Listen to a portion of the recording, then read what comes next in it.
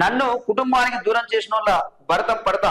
భవిష్యత్తులో నా జన్మభూమి నాకు కర్మభూమి కావచ్చు. సిద్దిపేట చింతపడక ఎవరి సొత్తు కాదు. గతంలో ఇక్కడికి రావాలంటే కేజీఎఫ్ లా ఆంక్షలు ఉండేవి. ఇకపై ఆంక్షలు పెడితే మళ్ళీ మళ్ళీ వస్తా.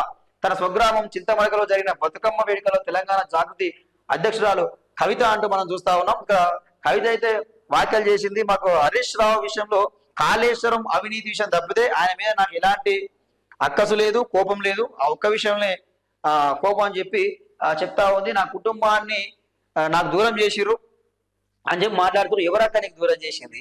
నీ అంతా నువ్వే దూరం చేసుకున్నావు. నీ కుటుంబాన్ని మొత్తం నువ్వే దూరం చేసుకున్నావు.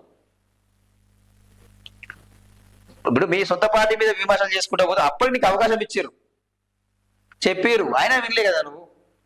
లేక కానీ స్టార్ట్ చేసి డ్రామానిగా.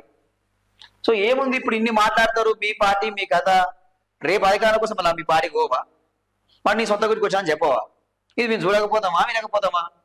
ఎంతో డ్రామా తప్ప ఏం లేదు. ఇక మరి ఒకటే మరి సొంతంగా పోరాడుతుంటే ఇప్పుడు పార్టీ ప్రకటించు. ఎవరైనా పార్టీ పెట్టుకోవచ్చు, అందరూ పార్టీ ప్రకటిస్తామో అనుకున్నారు. మరి ఎందుకు పార్టీ ప్రకటిస్తారు? వేరే పార్టీలో కాంగ్రెస్ పార్టీలో జగన్ గారు అంటావు, బీజేపీ పార్టీకి పోనంటావు, ఇంకో పార్టీకి పోనంటావు. జాగృతితోనే కార్యక్రమాలు చేస్తా అంటే అర్థమైంది అంటే ఏ పార్టీకి పోయే ఉద్దేశం లేదు, కొత్త పార్టీ పెట్టే ఉద్దేశం లేదు. సో ఇదంతా వాళ్ళ డాడీ మీద వాళ్ళ పార్టీ మీద వచ్చే అలిగేషన్ డైవర్ట్ చేయడానికి, డైవర్ట్ పాలిటిక్స్ లానే కనిపిస్తా ఉన్నాయి తప్ప ఇంకోటి ఏం లేదు ఇక్కడ.